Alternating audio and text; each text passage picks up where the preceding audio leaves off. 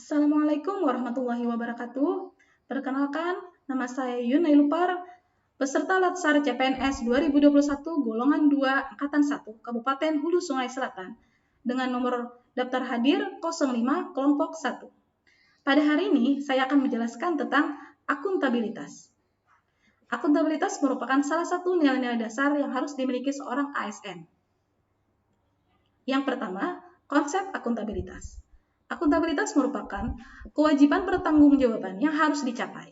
Hal ini merujuk pada kewajiban setiap individu, kelompok, atau institusi untuk memenuhi tanggung jawab yang menjadi amanahnya, yaitu menjamin terwujudnya nilai-nilai publik. Adapun nilai-nilai publik itu sendiri yaitu mampu mengambil pilihan yang tepat dan benar ketika terjadi konflik kepentingan antara kepentingan publik dengan kepentingan sektor, kelompok, dan pribadi.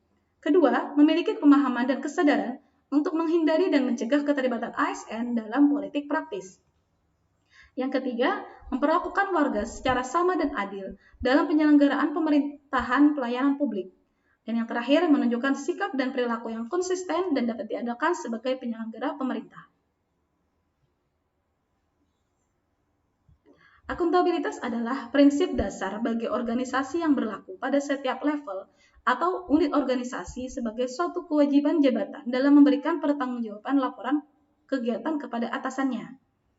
Akuntabilitas publik memiliki dua macam. Yang pertama, akuntabilitas vertikal atau vertical accountability, merupakan pertanggungjawaban atas pengelolaan dana kepada otoritas yang lebih tinggi, membutuhkan pejabat pemerintah untuk melaporkan ke bawah kepada publik.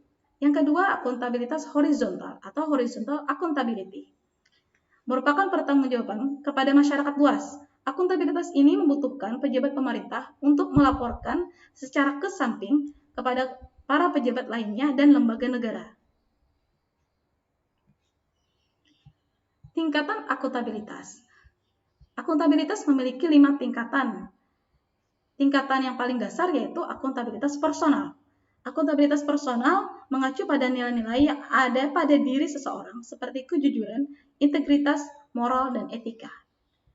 Yang kedua, akuntabilitas individu mengacu pada hubungan antara individu dan lingkungan kerjanya, yaitu antara seorang ASN dengan instansinya sebagai pemberi wewenang. Yang ketiga, akuntabilitas kelompok. Hal ini dilakukan atas kerjasama kelompok. Dalam hal ini tidak ada lagi istilah saya, tetapi yang ada adalah kami. Yang keempat, akuntabilitas organisasi mengacu pada hasil pelaporan kinerja yang telah dicapai, baik pelaporan yang dilakukan oleh individu terhadap organisasi atau institusi. Dan akuntabilitas paling tinggi yaitu akuntabilitas stakeholder, masyarakat umum, pengguna layanan, dan pembayar pajak yang memberikan masukan, saran, dan kritik terhadap kinerjanya. Adapun aspek-aspek akuntabilitas, yang pertama yaitu akuntabilitas memiliki sebuah hubungan atau relationship. Hubungan dimaksud adalah hubungan dua pihak antara individu, kelompok, atau institusi dengan negara dan masyarakat. Yang kedua, akuntabilitas berorientasi pada hasil, result oriented. Hasil yang diharapkan dari akuntabilitas ini adalah perilaku aparat pemerintah yang bertanggung jawab, adil, dan inovatif. Yang ketiga, akuntabilitas membutuhkan adanya laporan. Perwujudan kemampuan menjelaskan terhadap tindakan dan hasil yang telah dicapai oleh individu, kelompok, atau institusi, serta mampu memberikan bukti nyata dari hasil dan proses yang telah dilakukan. Yang keempat, akuntabilitas memerlukan konsekuensi. Konsekuensi tersebut dapat berupa penghargaan ataupun sebuah sanksi. Dan yang terakhir, akuntabilitas dapat memperbaiki kinerja. Dapat memperbaiki kinerja seorang ASN dalam memberikan pelayanan kepada masyarakat. Hal itu merupakan tujuan utama dari akuntabilitas. Dalam pendekatan akuntabilitas yang bersifat proaktif, akuntabilitas dimaknai sebagai sebuah hubungan dan proses yang direncanakan untuk mencapai tujuan yang telah ditetapkan sejak awal, penempatan sumber daya yang tepat, dan evaluasi kinerja. Fungsi utama akuntabilitas publik menurut Bovens tahun 2007 ada 3, Yang pertama berperan sebagai demokrasi. Ini menyediakan kontrol demokratis. Yang kedua, peran konstitusional. Tujuannya untuk mencegah korupsi dan penyalahgunaan kekuasaan. Peran belajar untuk meningkatkan efisiensi dan efektivitas kinerja. Mekanisme akuntabilitas. Untuk memenuhi terwujudnya organisasi sektor publik yang akuntabel, maka mekanisme akuntabilitas harus mengandung dimensi. Yang pertama, akuntabilitas kejujuran dan hukum, accountability for probity and legality. Ini yang dimaksud adalah akuntabilitas hukum terkait dengan kepatuhan terhadap hukum dan peraturan yang diterapkan. Yang kedua, akuntabilitas proses. Apakah prosedur yang digunakan dalam melaksanakan tugas sudah cukup baik dalam hal kecukupan sistem informasi akuntansi, sistem informasi manajemen, dan prosedur administrasi? Yang ketiga, akuntabilitas program. Hal ini dapat memberikan pertimbangan apakah tujuan yang ditetapkan dapat tercapai dan apakah ada alternatif program lain yang dapat memberikan hasil maksimal dengan biaya minimal. Dan terakhir, akuntabilitas kebijakan. Akuntabilitas ini terkait dengan pertanggungjawaban pemerintah atas kebijakan yang diambil terhadap DPR atau DPRD dan masyarakat luas. Alat akuntabilitas yang diperlukan yaitu yang pertama perencanaan strategis, contohnya RPJP, RPJM, RPK. Yang kedua adanya kontrak kinerja, dan yang terakhir adanya laporan akuntabilitas kinerja instansi pemerintah atau disingkat LAKIP. Untuk menciptakan lingkungan kerja yang akuntabel diperlukan beberapa faktor. Yang pertama, kepemimpinan, lead by example, atau pemimpin sebagai contoh dan komitmen yang tinggi. Yang kedua, transparansi, mendorong komunikasi yang lebih besar dan kerjasama antara kelompok internal dan eksternal. Integritas, yaitu kewajiban untuk menjunjung tinggi dan mematuhi semua hukum yang berlaku. Keadilan dapat menimbulkan sebuah kepercayaan. Selanjutnya, keseimbangan antara akuntabilitas dan kewenangan serta harapan dan kapasitas.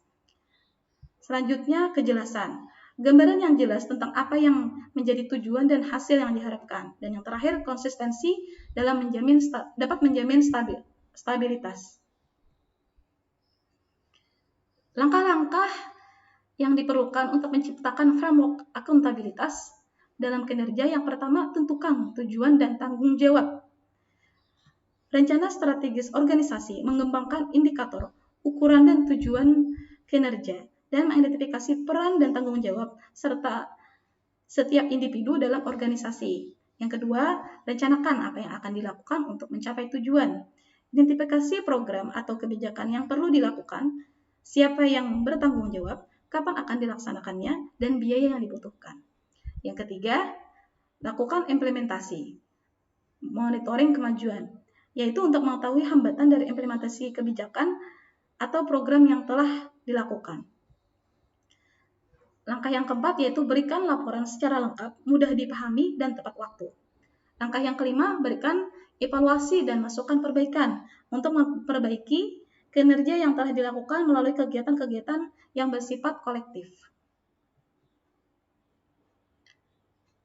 Menjadi PNS yang akuntabel. Seorang ASN yang akuntabel adalah ASN yang mampu mengambil pilihan yang tepat ketika terjadi konflik kepentingan, tidak terlibat dalam politik praktis, melayani warga secara adil, dan konsisten dalam menjalankan tugas dan fungsinya. Di dalam Undang-Undang Nomor 5 Tahun 2014 tentang Aparatur Sipil Negara disebutkan bahwa penyelenggaraan kebijakan dan manajemen ASN berdasarkan pada asas.